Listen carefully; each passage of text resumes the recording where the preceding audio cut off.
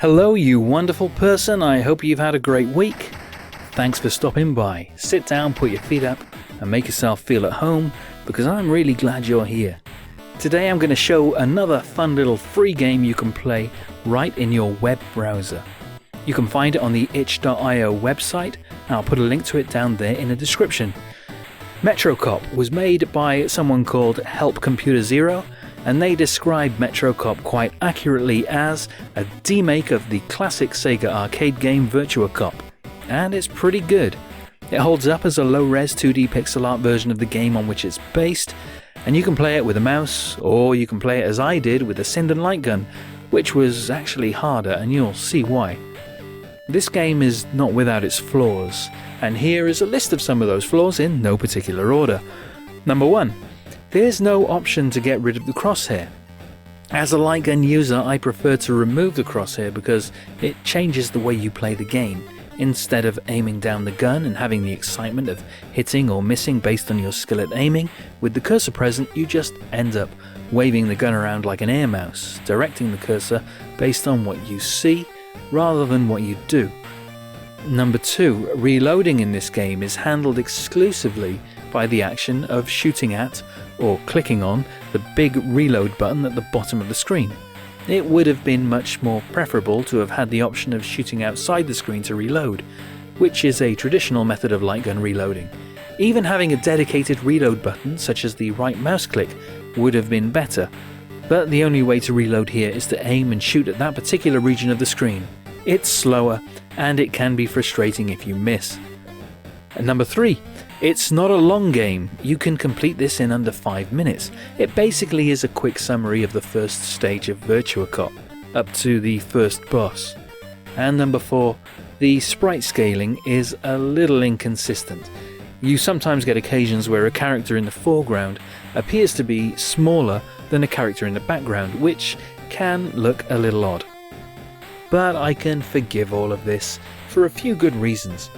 It was not made to be played with a light gun. I see that this game has all the hallmarks of being designed with mouse use in mind. And when you see it that way, it's clear that there were design choices made for mouse use. A mouse user needs a cursor to know where they're pointing the mouse.